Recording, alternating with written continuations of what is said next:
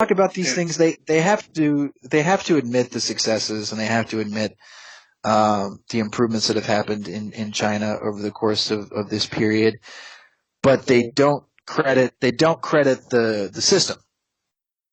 They say it's because of the markets. They say it's because of X, Y, or Z reason. They credit everything except for the Communist Party. And people talk about how China has improved, but people that are against China say, well, this has happened in spite of the CPC, the Communist Party of China. Whereas my difference is, I say it's happened because of the Communist Party of China. I don't think in a different system, in a different kind of society, you would be getting these changes. And I think that is the primary the primary reason. The thing that people either don't admit or don't fully understand is that the claim that the market reforms are this restoration of capitalism. That argument would have been at its strongest probably in the 1990s and early 2000s, or really the late 1990s, because by the early 2000s the system was changing, and there was a swing. The pendulum was swinging back away from this kind of. It was never a pure market system, but it was closer to that in that period. I'm not a productivist. I don't think that I don't necessarily agree with everything that was kind of the ideology for a time right after the reforms, where the productive forces and development was kind of the purest ideal.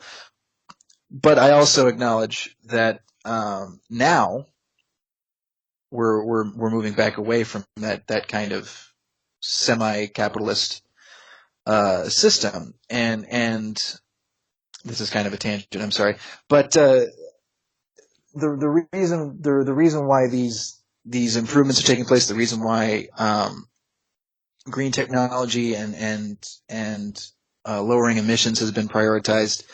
There's other political parties doing similar things. There's plenty of social democratic parties that prioritize these things. But the difference is that the Communist Party of China is able to prioritize these things and mobilize its resources, its people, in such a way that they can achieve these goals much faster than anybody else, because of the way the system works, because of the political system in China, and it is fundamentally different from social democracy, both in terms of the way that leadership is chosen and in the way that the party itself operates. They still hold to democratic centralism. They still hold to this idea that you have vigorous debate on a question or a decision, and that the debate happens within the party internally, and then the party comes to a consensus, reaches some kind of consensus democratically. But when that consensus is reached, that's what's held to. Like that principle is what allowed China to have its revolution, and that principle is what allows China to continue to develop the way it has now, because you've got this organization and this system that, when it comes to a conclusion and comes to a decision, it acts with complete and total, again, a consensus. It's like there might be disagreement and muttering of discontent, but when the decision is made, you hold to it, and that's what allows you to undergo these huge infrastructure projects. I got to see one of the relocation villages. This was out in the West, and there were people in this village that had been living up in the mountains for generations. So they were essentially cut off. If they wanted to go anywhere, if kids wanted to go to school, they would have to, go across these cliffs and take these long journeys. And similar things for any kind of interaction, and these are people living very far apart on the mountains too. So they were essentially brought down into this village that was still close enough to home to not be too much of a shock, but organized now in something like a stronger community. So you've got and again, these are people that might not have had electricity or running water, and even through a few years ago. So it's through this system that these things can happen, and you get this huge mobilization of people and resources to achieve the goals that are set out. That's the big thing, and distinguishing China from other countries by virtue of it not being a social democracy, I think is something that when you do that, you realize that's a big reason why it's developed the way it has. The people are comparing China to the U.S. now because it's the second largest economy, and et cetera, et cetera. The same way they used to compare the Soviet Union to the U.S., even though in the case of China and the Soviet Union, they were always, their industrialization happened long after the West did. These are countries that are still developing. China is still classified as a developing country despite being the second largest economy. So the real point of comparison shouldn't have been with the Soviet Union and shouldn't be with China now, the U.S. For me, the best comparison to China is India. India is a country of over 1 billion people, like China. They have a different political system than China does, and they're by any measure a capitalist country, and they're not to knock India, but they haven't developed the same way as China has. They still have these very high rates of poverty. Poverty is going down, but much slower. And not to the extent that it's going to be extreme poverty at least eradicated by 2020 the way it is in China. So, it's like people that compare Cuba to the U.S., for example, when Cuba is a very small island nation in the Caribbean, but people are comparing it to the U.S., which is the most advanced economy in the history of the world. You compare China to India, you compare Cuba to maybe the Dominican Republic, you make the more accurate comparisons to get a feel for what communist parties can do for the countries they govern, and by that metric, China is far ahead of the competition, and so is Cuba, of course. So I mean, there are a lot of reasons for why these things have happened, but I think the political system is the big one. You can't ignore it, despite what a lot of people try to do when they offer their measured praise for what China has done. This kind of leads to Jarek's next question, but I was just wondering, why do you think that back then that the Communist Party adopted these markets that a lot of people attribute the successes with the economy and all that to, in the sense that like a lot of people think that because China adopted these capitalist elements at one point in time in their economy, much like most countries, I mean most socialist countries had to do to survive.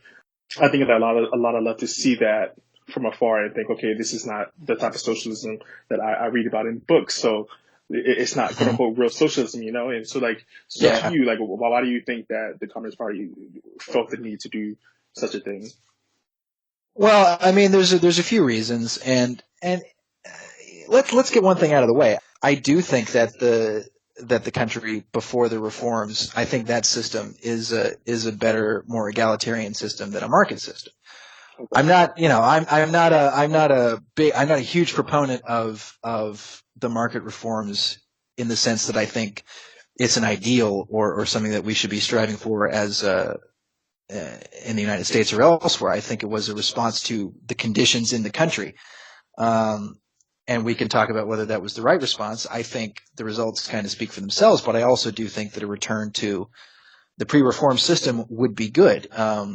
Not exactly, of course, since we can, the genie is kind of out of the bottle in that sense, but I do think that a move to a more egalitarian, this kind of, maybe not the same commune system as existed before the reforms, in those days, the way it was set up was every firm, every enterprise was everything was state owned, of course, and every firm was kind of its own little society. You had these welfare states within the enterprise because that's how the system was set up. Welfare was meted out through the enterprise, and people ate and lived either near or within the enterprise, and they had lifetime job security. This was a system that fostered community and togetherness. Yeah.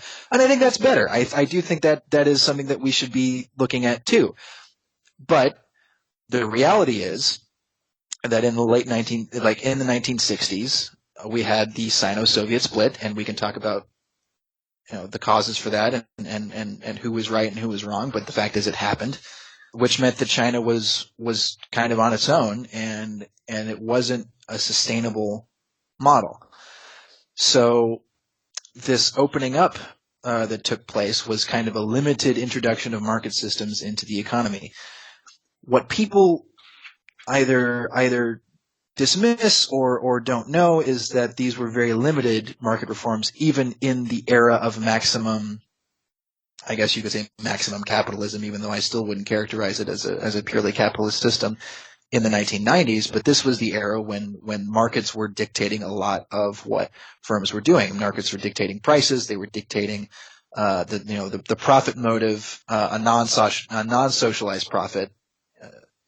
In the past, essentially the profits that weren't going back into the firm to develop the way you would any firm were going out to these big welfare programs, and this had happened in the Soviet Union, China, Cuba, and elsewhere. So you had the kind of a semi-profit system, but those profits were socialized.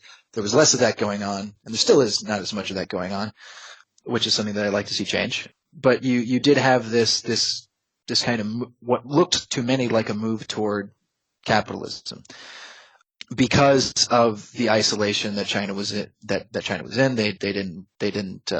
couldn't go to the Soviet Union for the kind of assistance they were getting before. So they instead introduced these limited market systems to entice Western investment into the country and to build what are called the productive forces, essentially the resources that allow you to produce, the labor resources, the material resources, developing these and making a more advanced economy that, to the Communist Party's understanding, would then allow later for a return to a kind of socialism that would eliminate inequality and exploitation in the long term. But in the short term, there would be these market reforms that would introduce some aspects of capitalism into the system while maintaining the ruling status of the Communist Party and certain things that ensured worker participation and worker-led management in the enterprises. Now, you could say that the latter weren't as effective as they could be, but my response to that is I think those systems are getting better and stronger because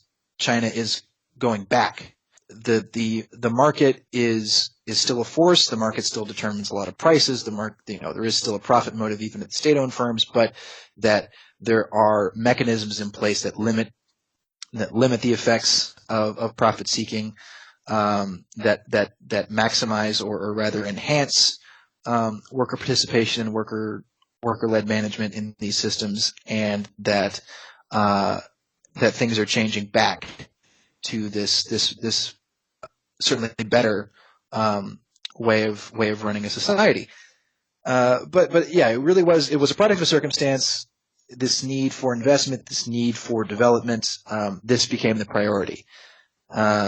And now that the development has happened and we can see the economy advancing by leaps and bounds, the changes now I think we're going to be seeing will involve, I'm not sure what form they're going to take, but to my mind, I think we're going to start seeing even, a greater expansion of the welfare state, an expansion of worker rights. For example, this has already happened to some extent. The labor contract law that was passed in 2007 brought back to a somewhat limited extent this kind of iron rice bowl, the lifetime job security that people had before the reforms.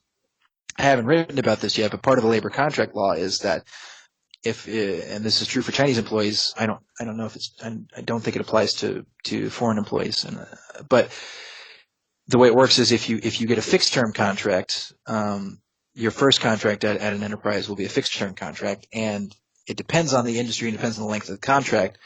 But after the probationary period, it's very difficult to be laid off or fired. And at the end of that contract term, the next contract, I believe, and again it varies, has to be an open-ended contract, meaning that if you accept it, that gives you you're in a contract, but there's no end to it. So with some limitations, do have that lifetime job security again. And that was passed, in 2007. So this among other things marked a shift back, to the society from before. And there's quite a few other things, that mark this, and there's quite a few things that distinguish China from social democracies or capitalist countries. The big one being the Communist Party itself.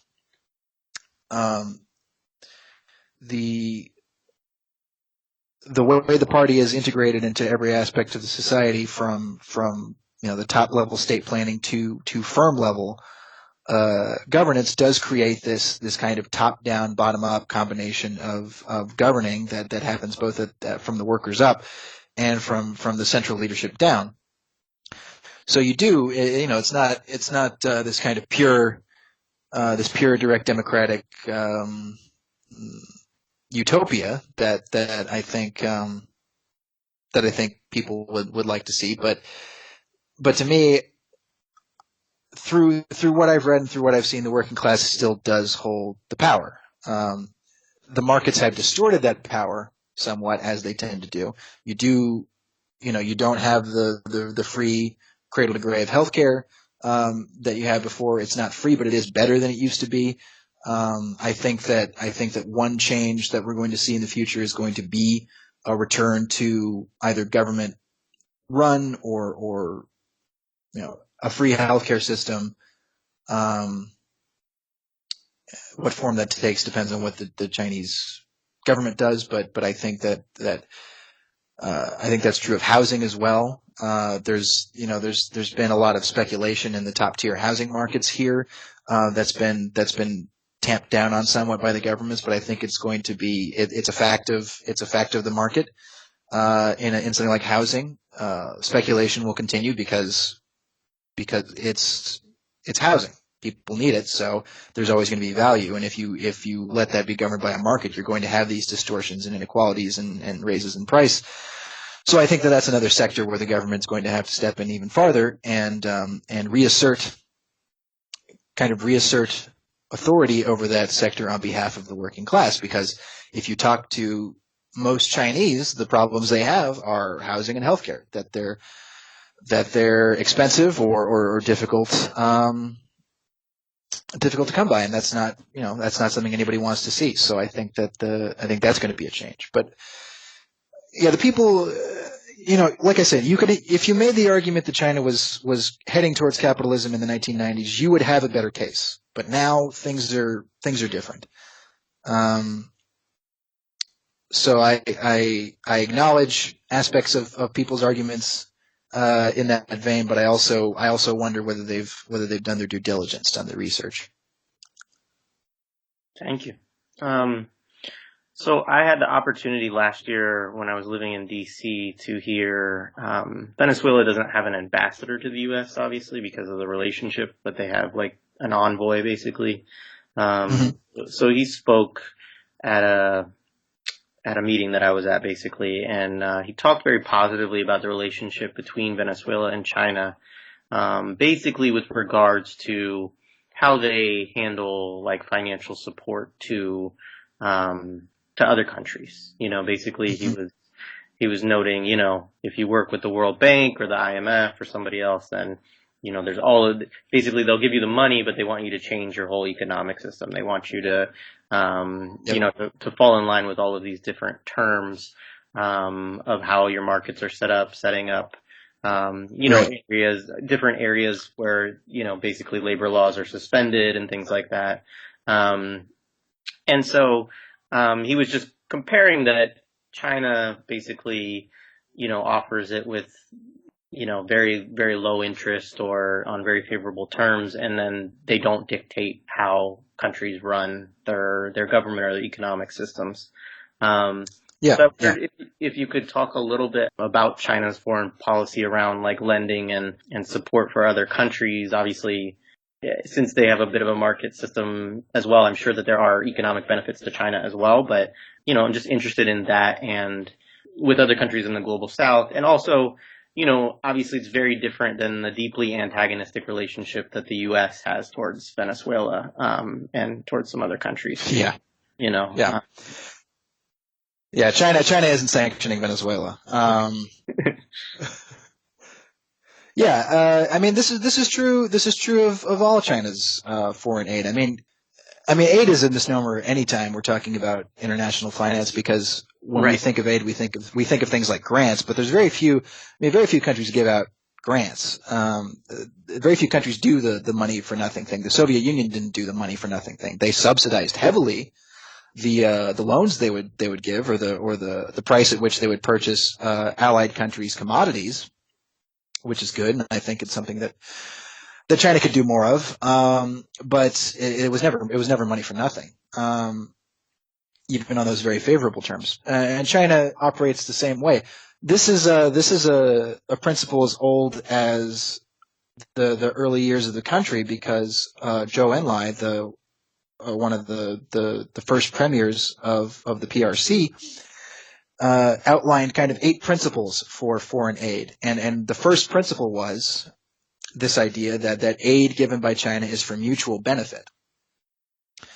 So even in the days before the reforms, there was always this idea that if China is assisting a country with infrastructure, with financing, then there would be some kind of benefit for China too, and that's not necessarily a malevolent or kind of greedy thing. It's just for lack of a better term, an investment. And this is before the reform, so you can't say this is kind of this new invention of the post-reform China system. But yes, it's true that the terms are very favorable. There's long grace periods, there's long repayment periods, and fairly low interest rates. The rates are a little bit higher than the IMF and the World Bank, but as you said, the IMF and World Bank impose these heavy restrictions and conditions on countries. Essentially, they put them under an austerity regime, which says, okay, we're giving you the money, but you have to privatize your state-owned industries as much as you can. You have to enter more of your pension system into the market so that we can invest with it and build our economies off it. So they essentially want to use these big pension funds as investment tools for their own stock, for their own companies. So you're getting an extraction of value there directly. And we're going to impose political conditions. You have to have what we brand as fair and free elections every so often. So essentially, when the IMF or the World Bank or the West extend a helping hand, it's got a joy buzzer attached. And yeah, China doesn't do this. There are no kinds of conditions. There's no demand to marketize aspects of the economy. There's no demand to privatize pension funds or anything. Oftentimes, the firms, the Chinese firms that are doing the contracting out for these infrastructure deals are state-owned firms, and oftentimes they're working with state-owned firms in the recipient countries. So if anything, there is a positive correlation with state-owned industry and Chinese aid. So I mean, that's a big difference there. I mean, this is kind of the neo-colonialism that Africa as well has gone through. A big part of why the debt crisis happened was because of these unfavorable terms for loans in terms of what the countries were expected to do that didn't allow them to grow their economies and didn't allow them to develop, and so they couldn't pay their debts, and so the economy came close to crashing, and it took a huge bailout. Instead, China is focusing on these infrastructure projects for the most part. They're loans that at some point need to be repaid, but they're for projects that are intended to develop these countries' economies so that they can be repaid. It wouldn't make a lot of sense for China to put in money for these infrastructure projects that when they got built, you couldn't pick up and move if there's no collateral essentially for a highway or a high-speed railway station and track. You can't pull up the railway and take it back to China as collateral. So it's a very different relationship, and that's true of Venezuela as well. China's been an active partner, and they are getting a commodity in return. They are getting oil, of course, but the fact is that these countries like Venezuela do need development assistance because their economies aren't as advanced and as diversified as China's or countries in the West. And diversification isn't something that just happens overnight. You hear a lot of criticism of saying like, oh, these places should have diversified their economies more. And that's kind of an insult to the economists that are working in these countries and are very aware of that. It's not like these economists are sitting around going, man, it is sure great to have a single commodity for our economy. This will never backfire on us at all. And just not doing anything. This is something that they are always trying to do, but it's not easy. We have a thing called the middle income trap for a reason. Even countries that have developed industries outside of resource extraction and raw materials are still kind of held in place by these international finance regimes that want to keep certain countries at the top of the ladder in terms of economic advancement. So China is trying to subvert that. And of course, with the trade war, trade conflict, or whatever you want to call it, being heightened every single day, China is looking to the future and wants better, more reliable trade partners. So yes, there is an expectation of return, of course, but it's a very different kind of relationship between China and the other countries in the developing world, or the global South, than the West has had. And this kind of answers any questions about Africa too, because the same thing is happening in Africa.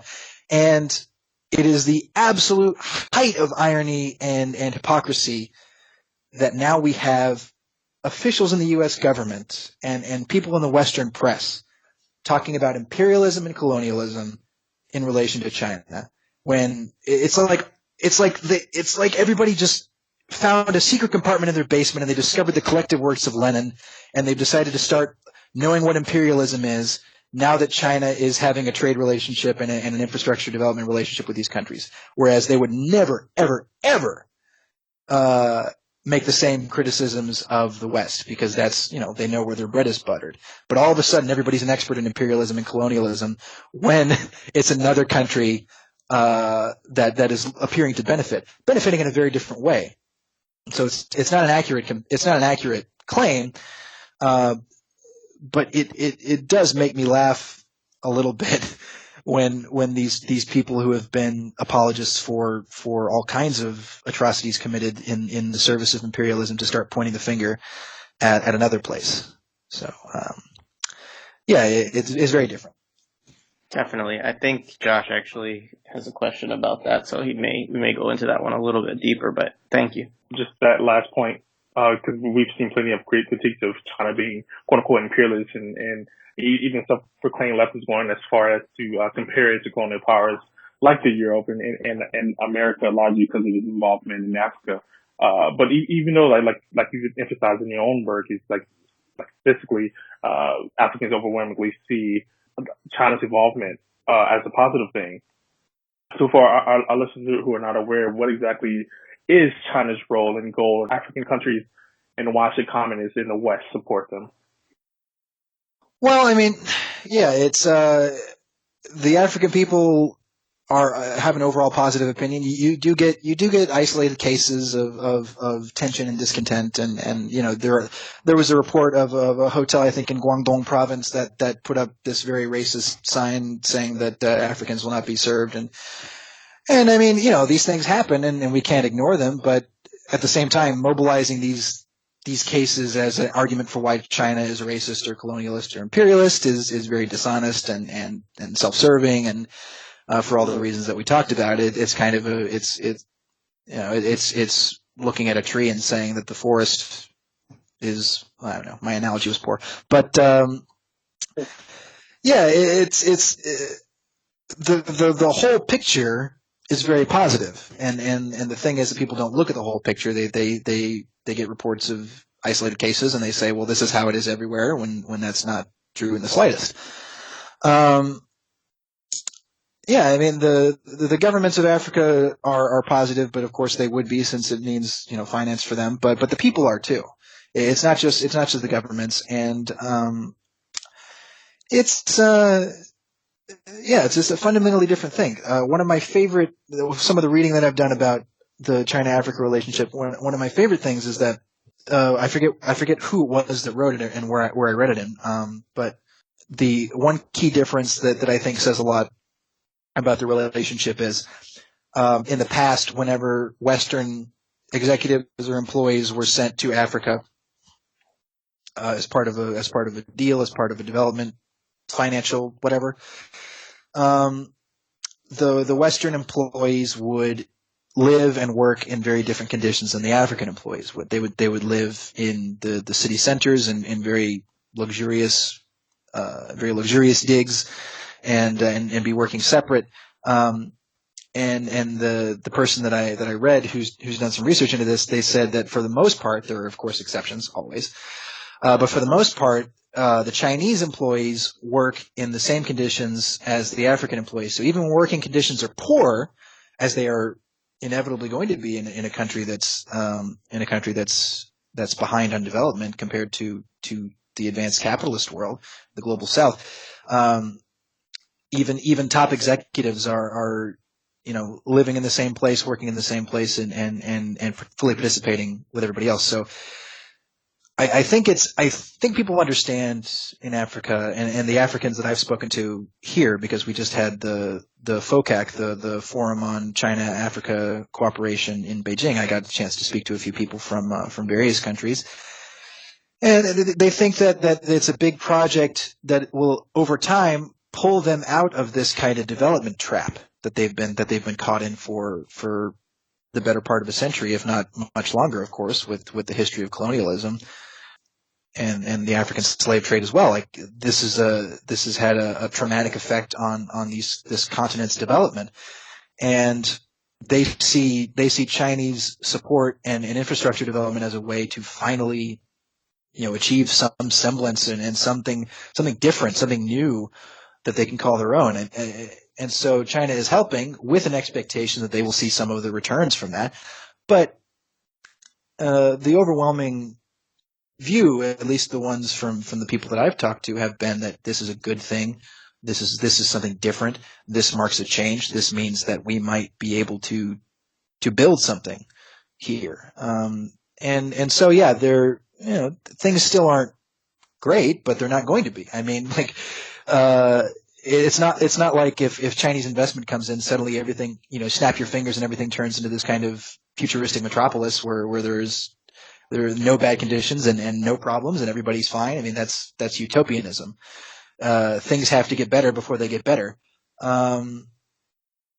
So I think that people are pretty positive about this, both in the short term, the financial term, and in the long term, of building something different. Yeah, definitely. So we're going to ask one last question because we want to be respectful of your time. Thank you for coming on, Ian. This has been great. But we wanted to kind of leave with this thought about, what struggles exist in China today. Are there ongoing movements in response to these struggles, and how does the government and Chinese companies, how do they react to these struggles, similarly or differently than, say, in the U.S.? Yeah. Well, I mean, there's quite a few.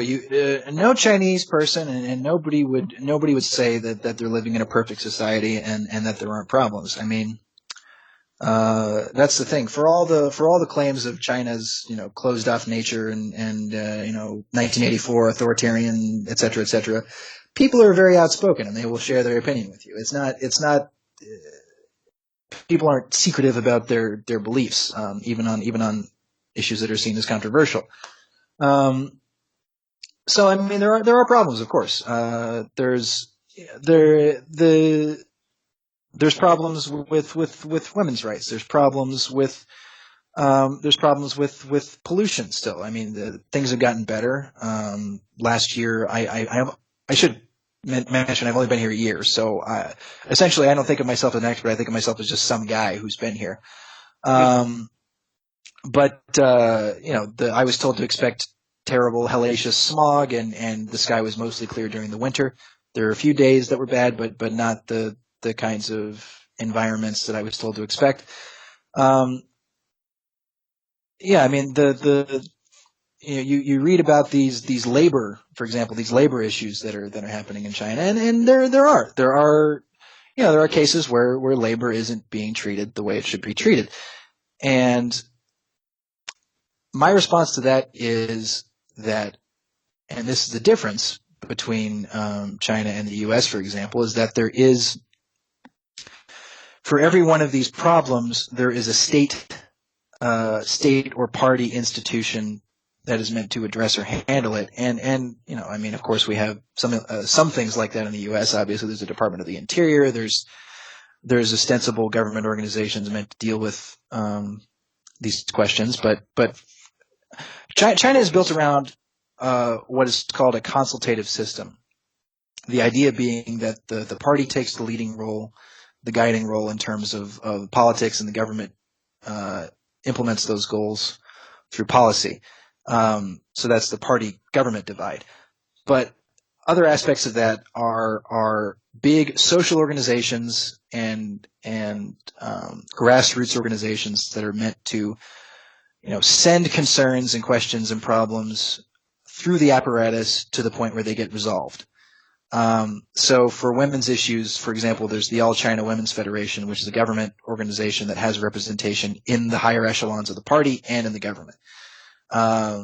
For labor issues, there's the All China Federation of Trade Unions that has representation, again, in the highest echelons of the party. So there's an avenue for expressing problems and expressing struggles within the broader government party apparatus. Now, the question then becomes, do these institutions handle those problems effectively? And I think that the answer to that is some do and some don't. And the ones that do their job well. The ones that don't are still working on it, essentially. So the unions, for example, are derided in the West, and by some Chinese even, as being ineffective and being a tool of management and captured by management. But the labor contract law that I mentioned, the pro-worker provisions that were added into it, the pro-worker provisions that are added into the labor law and the laws of the country are pushed by the union. So there is this infrastructure in place. The question is how effectively it's utilized. And I think there could be improvements. I think everybody understands that. But the problem is, well, okay, can these be improved? Are you seeking improvement through these bodies and through these institutions? And if you're not getting the answer you want, should the response be independent, kind of outside agitation and protest? And so I think for the vast majority of people, these institutions are working, and the system is working. There are some cases where grievances have not been adequately addressed, and I think that there needs to be a response to that improves the institutions to the point where those grievances don't have to be taken outside the system. So consultation means essentially that these social organizations have a voice inside the government and inside the party to consult and to advise and to help craft the policies of the future. The other thing that has to be kept in mind is that China is still a developing country, right? It does have a history of class struggle and labor struggle, but for a long time this has been mediated through the government and the party, and so we shouldn't be thinking about it necessarily in terms of how these struggles work in the West, because they take on a very different character within a different political system and society. So I think that we will see improvement. I think that that cases get emphasized deliberately to kind of point out claims of hypocrisy and claims of abandonment of socialist ideals. But I think that the reality for most people is that the system is working for them. I think that's why, again, depending on what poll you take, 80 to 90% of the people think that the country's headed in the right direction and that they approve of what the government does. So yeah, and again, in a country of 1.3 billion people, even with an 80 to 90% approval rating, that does mean at least 130 million people don't approve.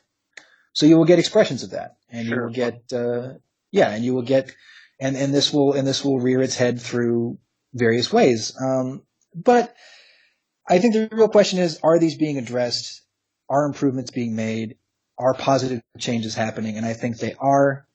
And that to me is the big takeaway from my time here and from what I've read and what I've seen, is that the China of today looks very different than the China of 10 years ago, 20 years ago, 30 years ago. And I think the China of 5, 10 years from now is going to look very different too. And from my understanding, the China of the future will be even better on these questions and on these issues. And this will essentially continue to prove the system correct and the right one. But in the meantime, there will be expressions of discontent, and they will be, slowly but surely, I think, improved. But you have to remember, of course, that again, the majority of the people think positively, and think that their country is headed in the right direction. So, Great. So I mean, the struggles do exist, and most of the time they're mediated through this vast apparatus of consultation and deliberation, and democratic engagement that resolves these struggles positively, without any need for the uprising or another revolution, for example. And that is the difference to me, because in the U.S., for example, these struggles have to take place outside the system. Right, there is no mechanism. Real mechanism, government mechanism for handling these things. Unions are independent; they're outside the company, and they're outside the government. So if it's an antagonistic relationship that a union has with the firm and even the government sometimes. Black Lives Matter is a movement that's taking place for the most part outside of the system. Protests take place outside of the system, and the difference in China is that the channeling of these struggles and impulses happen within a system rather than outside of it most of the time. When they don't, this is seen as kind of an opportunity for growth and development and understanding, and things are modified and things are improved. At least that's what it seems like to me. So.